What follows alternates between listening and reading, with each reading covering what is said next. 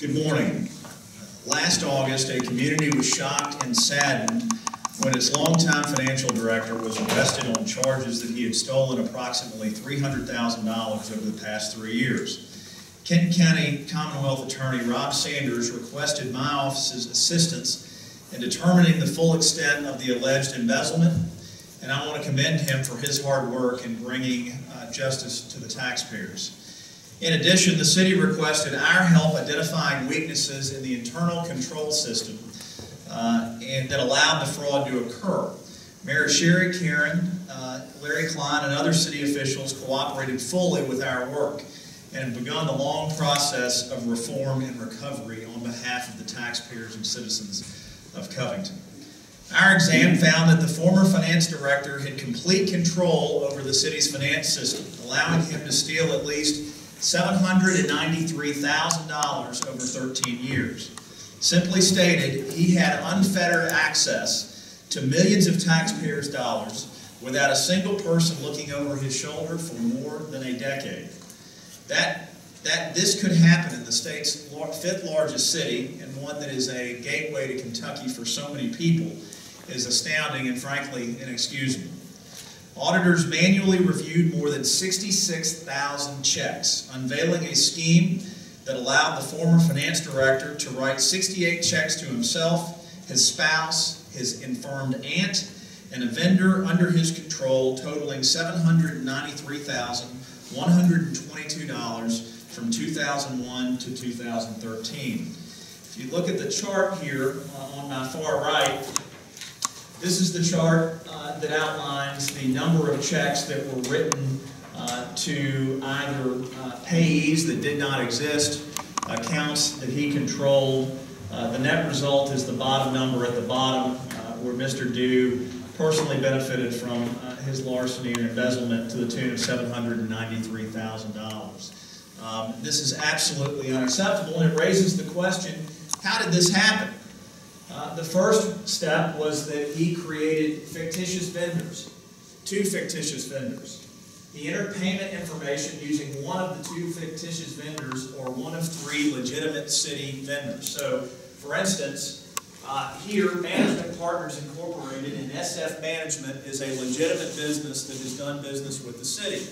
But when Mr. Dew went to produce the check, he used it under the name of Management Solutions in an effort to confuse anyone who might have been looking over his shoulder. What you'll see, if you look for a pattern, is over the years he got more and more brazen, from paying a fake vendor that sounded to an account that he controlled that sounded very similar and read very similar to a legitimate vendor. After a while, he just went away from that and started creating vendors like his aunt, B.L. Malik. I would point out to you that his aunt was critically ill, infirmed, and he was in control of her estate, which I think is character revealing. After that, he created other false vendors paying out to his aunt. And then he started paying his wife for a number of years, which is pretty brazen.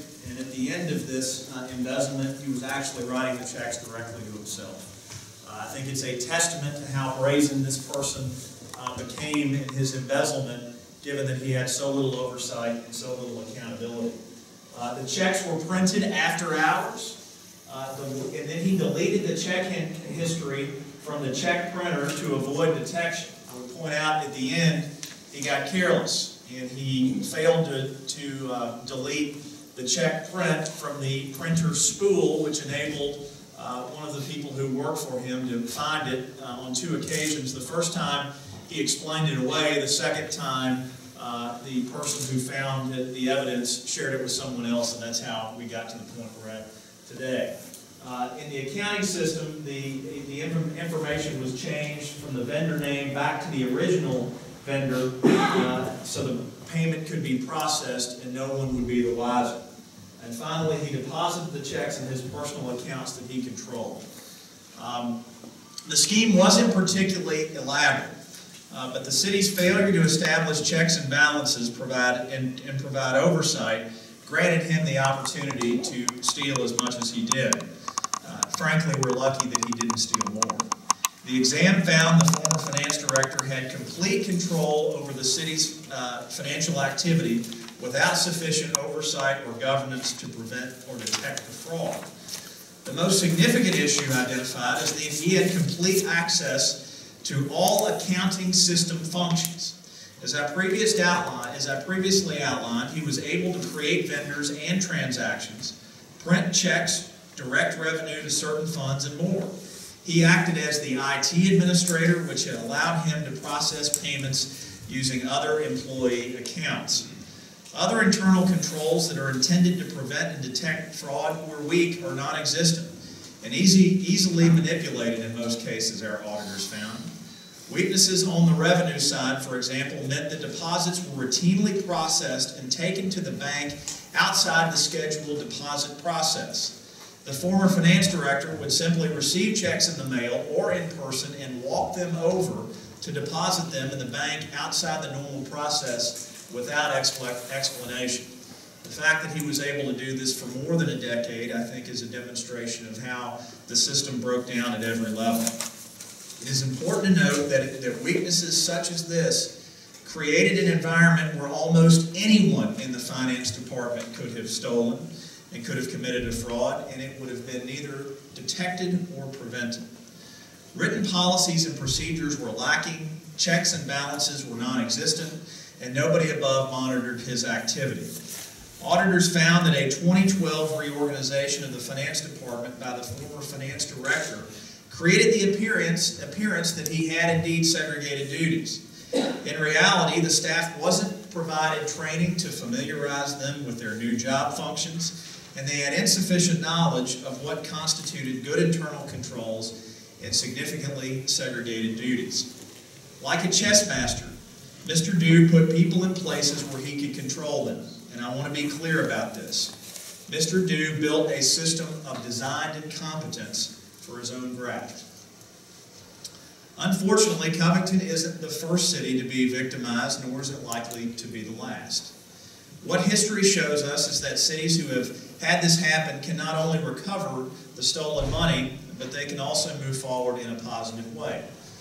The community of Florence, just down the road, is a demonstration of where this has happened, where Mayor Diane Whalen and her team went about the hard work of building the public trust in an extraordinarily difficult situation. I am heartened that the leadership here in Covington has reached out to the folks in Florence and has actively begun the process of restoring the public trust. And it is my hope that every single city and county in Kentucky takes a look at the recommendations from the Covington report, and they make certain that they are doing the things that they need to do to prevent and detect fraud in the future.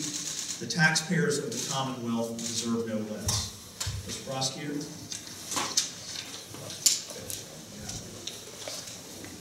Thank you. I really don't have a whole lot of comments I can make on this situation because the case against Mr. Dew, the criminal case, is still ongoing. I do want to express my appreciation to the Kentucky Auditor and his entire staff. I know they have put in numerous hours on this case. It was most important to me in my office to ensure that we had an accurate figure for which we can seek restitution when this case is over. I have, I guess, at best, hopes of recovering some of the money. I highly doubt that we will ever recover all of the money. I anticipate that Covington will probably be receiving small sums of restitution throughout the entirety of the remainder of Mr. Dew's life. However, I highly doubt that will ever get to the full financial recovery unless the city can get it from some other source.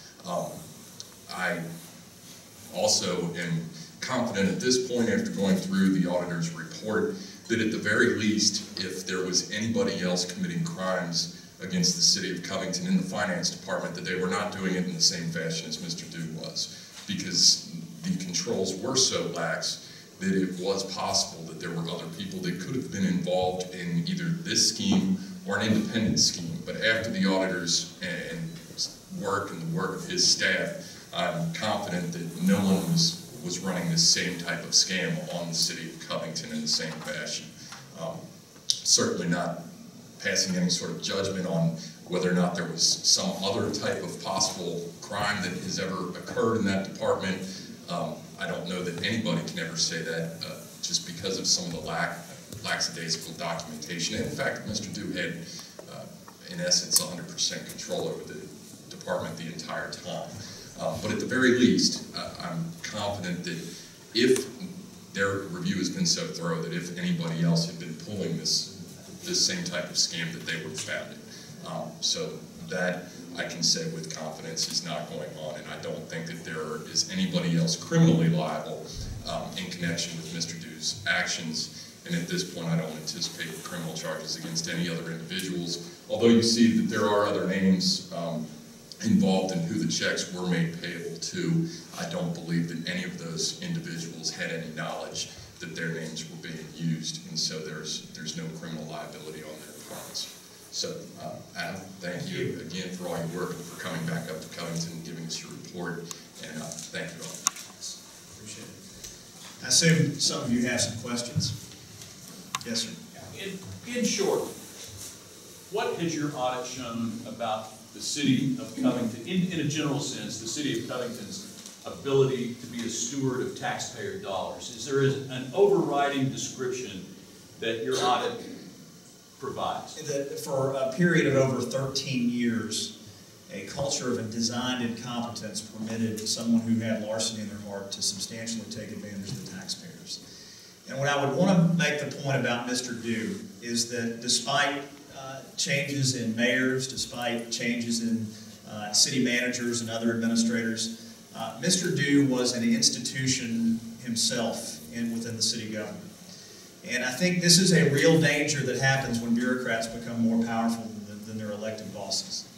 And the fact that he was able to, again, design a system of incompetence around him that permitted his graft, that facilitated it, and the fact that there was so little oversight from above, I think is a real tragedy. And it's something that I'm confident is being fixed, but it must be fixed. And in making sure that not only is Mr. Dew held to account for his substantial misdeeds while entrusted with a public, I think we've got to make sure that this never happens again. And when you say he got careless at the end,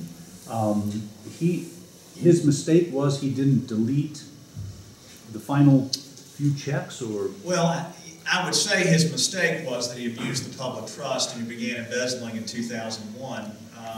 But from if I were to make a criticism of him as a criminal, it would be that at the end he got careless and he failed to delete from the printer spool the check that he had written to himself. And I think that's one of the real examples of our lost opportunity we had here in Covington, is that when he got careless, the employee who found it did the right thing. Originally, she brought the check to him and he was able to explain it away. But the second time it happened, she did what she ought to have done, and that's she took it to another member of the finance staff. And that's how the leadership of the city was notified of what was going on, and it's certainly how Rob and I got more directly involved in the process. But it's tragic to think that had he been as vigilant about, if he had committed to being as effective as a criminal in 2013 as he was in 2001, my guess is I wouldn't be here yet. What does the investigation show what he used the money for? $793,000 is an awful lot of money. It's a lot of money, and what my office does, it's our charge to figure out how the money was abused, what the breakdown of policy and procedures were that enabled Mr. Dew to take advantage of the public trust. Law enforcement has more tools than I do to understand how he spent the money, and Rob may or may not want to comment on that. The bottom line is that's part of our ongoing investigation, the ongoing case, and of course, at this point, Mr. Dew is still presumed innocent until we prove otherwise. But I believe that's something that if this case goes to trial, that you will hear, or if it results in some other fashion, that we'll be able to discuss at a later point in time to the extent that we know. But right now, it's not something that I'm ready to release publicly. Mr. Edelen, is it safe to say that the City of Covington got lucky last summer when this person spotted this questionable check? And if this person had kept their mouth shut or had not been vigilant, that this might still be going on? I think that's absolute. I think the pattern tells us that that was more likely than not. I doubt very seriously that Mr. Dew would have gotten religion, as it were, and quit. He was deep into this, 13 years of it. We never anticipated finding a embezzlement pattern that went back 13 years. And I think it's important to note that this just wasn't this just wasn't a failure of one individual. It was a failure of a system. And clearly what we've had in Covington, more than just recently, but for a 13-year period, was too much trust and not enough verified. And he was permitted to get away with running his own shop for too long, and he abused the trust in doing so. And would you specifically delineate the 2 or 3 things that you think are really key in terms of the verification that you would say is now in place? Absolutely. The first is that there needs to be a more vigorous layer of oversight above him, and then there needs to be a finance department built around him in which you have people who are competent and empowered to do their job and to serve as a check and a balance on each other. You know, one of the terms that auditors use a lot is the term segregation of duties. Now, to regular people, that doesn't mean a whole lot. But what it really means is a term of art, is that you got to have somebody looking over every person's shoulder when you are in the public business. And in private business, where I came from, it simply meant that everybody ought to have a boss. Well, what clearly happened here is that Mr. Dew didn't have a boss, and his employees were not empowered with the ability to oversee him or even be aware of what was going on. And there were efforts made by the council and leaders in the city to assert more oversight. There was a former commissioner, Jerry Stricker, who actively pushed for the creation of an audit committee. And Mr. Dew strongly pushed back on that. As a result, it didn't happen. Well, if that audit committee had actually been formed, we would have been able, this community would have been able to prevent a substantial amount of the abuses that occurred. So when you have one individual who is super empowered inside any bureaucracy, so powerful that there was no real system or check or balance, they can get away with bloody murder. And in my view, that's what Mr. Dew got away with for far too long. Do you think you've identified all of the checks that he wrote, or do you think it's possible? Listen, we reviewed 66,000 checks, and when I say we, I mean the people who work for me and the people who work for the taxpayers who were here, who did an extraordinary job. And let me point out to you, there is no automated way to review 66,000 checks. The good people in the auditor's office who are frankly underpaid and undervalued by the state budget, that's an editorial comment, but it's one I'll make in every corner of the state. These are people of education and commitment who are doing an awful lot with very little. And the tedious work of reviewing every check that has been written by this city for the last decade is something that is extraordinary. And if you're looking for a hero in this story, it is the people who worked for me, who gladly came up here and went about the tedious work of reviewing the spending on behalf of the fifth largest city in the state for the better part of a decade. So am I confident that we captured it all? I'm fairly confident. But what I know is we have nailed that figure. It is every bit of $800,000. We found weaknesses in other areas where we were not able to detect a theft. For instance, the pension fund in the city was something that was particularly vulnerable. We didn't detect any abuse there, but those vulnerabilities existed, and I know that the city is being aggressive about shoring up all the vulnerabilities that we have identified as a result of this investigation. When you put this in a historical perspective and you point out that there was an attempt to create an audit committee, and when there is the fact that a similar pattern happened in a big city not 20 miles away from here during this time period, how would you assess the city management in Covington's ability to manage the money? Well, what we have here is clearly a breakdown of oversight. And I think everyone who is part of the leadership team in Covington understands that the hard work of rebuilding the public trust is something that has to begin today. But the fact that we are going to hold him to account, I know Rob is a very serious and talented prosecutor, and again, I'm not a lawyer, but if this isn't a slam dunk case, I don't know what is. we're going to hold him to account. He is going to pay a significant consequence for what is a historic embezzlement. It's historic because of the scale. It's historic because of how important this community is to the rest of the state. You know, sometimes the prophet can't preach at home, folks, and I think sometimes here in northern Kentucky in particular, people lose sight of how important this region, this city is to the rest of the state. It's extraordinarily important. This is a gateway community for Kentucky, and making sure that we have good, effective, efficient, and above all, honest government in one of our marquee cities is something that is extraordinarily important. I wonder too, when you're an elected official and you want to set up an audit committee, or you recommend it, you think that's a good idea, and then you have pushback from the guy who's in charge of the money, isn't that an automatic red flag? It's a hell of a red flag. You know, in my business, let me tell you something.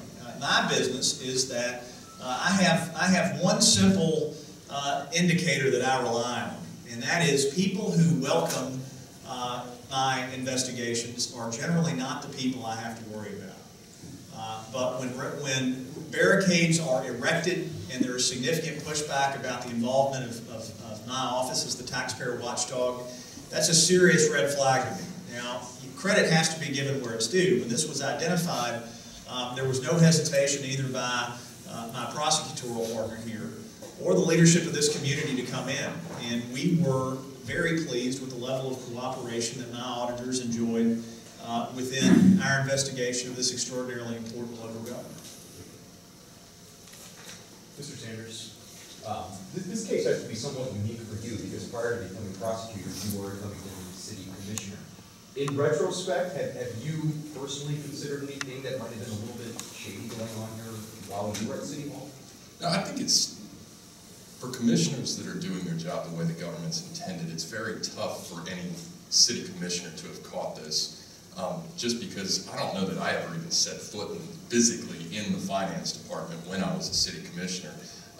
They're there for oversight of the city government, which of course should primarily involve dealing with the city manager and to some extent the elected department, or I'm sorry, the appointed department heads. But it is very difficult, I think, speaking only from my experience as a city commissioner, to expect a commissioner to be that involved with a particular department. For instance, I did not know that when I was a city commissioner that the two signature checks were not actually being signed by two different people. They were, both signatures were being printed on the checks as they came out of the printer. Had I known that, obviously that's something that I would have changed, but city commissioners are not, and in my opinion, should not be that hands-on that they would ever even see the checks that come out of the print. There's other aspects of this case, but like I said, I don't want to go into the details too much. But I think this comes down to, most of the case comes down to who actually had the hands-on, who actually was working with Mr. Dew day in and day out. And ultimately, as Adam has said, and give credit where credit is due, that although it took far too long, when he was caught, it was his own staff that did turn him in. So this is certainly not an indictment of every employee in the finance department, because there are honest employees there that did their duty and turned their boss in when they found out. But obviously, there has been a problem for a good long time, far before I became a city commissioner and long after I left the city commission. So I think everybody shares some of the blame to some extent, but I really think in terms of the elected officials, it's really not their job to be that hands-on, in my opinion. Adam, is this a situation, you know, you have the city of Florence, city of Covington, is this something where all cities really need to really look at, you know, how they're set up, and as you talked about checks and balances? Yes, yes. What happened here in Covington can happen almost any community in Kentucky. And one of the positive attributes that I hope comes from my investigation is that it spurs a conversation in every municipal government in the Commonwealth that we need to figure out how we prevent this kind of abuse from happening on the front end. Because one thing I think our auditors were struck by, one thing that I was struck by, is the degree to which so many people here in Covington felt personally betrayed by Mr. Dew. And I guess guess his nickname was Buzzkill Bob. He certainly lived up to that. But my point is that he had a personal connection to so many people, and folks had trusted him for so many years that he was able to take advantage of that trust. And I think that's instructive, because no matter how much we trust someone who has a public trust, we have to have systems in place that verify appropriate behavior. And we had too much trust and not enough verification. And does that speak to his level of high confidence, I guess, that he had when he was found out by an employee, and that employee said, and then, so then he goes back and he writes a check again? I guess he must have felt like he could continue to get away with this. Clearly, I think a fact pattern emerges from the evidence that we've collected that Mr. Dew thought he was above the law. Yes, sir. Steve Frank, Steve. Covington City Commission, and original founding member of the Covington Audit Committee. I wanted to correct a fact. We did set up an audit committee in 2009 at the behest of Jerry Stricker, and the audit committee did recommend various things that were not necessarily adopted. So simply the audit commission we have been trying to implement. Right. But we did get an audit committee in another month, so just to correct that. If I misspoke, it was that the recommendations weren't implemented. That's what I meant by pushback. Thank you. Yes, sir. Shortly after the revelation that Dew allegedly stole all this money, the city went into quick action. They're suing everyone. They're changing the finance department. They're hiring an assistant finance director, an internal auditor, an IT guy. Can you elaborate on your assessment of the city's response to get us up to this point? Well, it was immediate upon identifying this. And listen, when I first was made aware of it, we had decided internally that this was something we were going to have to look at. And when we were contacted by both the city and Mr. Sanders, that's what facilitated our entry into the community.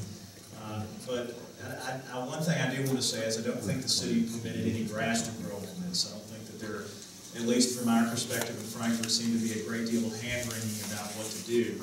I think if there was any delay in the process, it's because I think I would describe the attitude of the city leaders as frankly shell-shocked and a real sense of personal betrayal as a result of someone that I think everyone here felt like they knew so well. I mean, the number of people who told me personally, in addition to our auditors, that they just thought if you lined up every employee in city government that Mr. Dew would be the last one that they would think would commit a crime like this.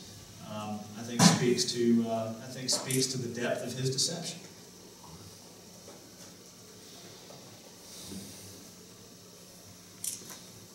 Anyone else?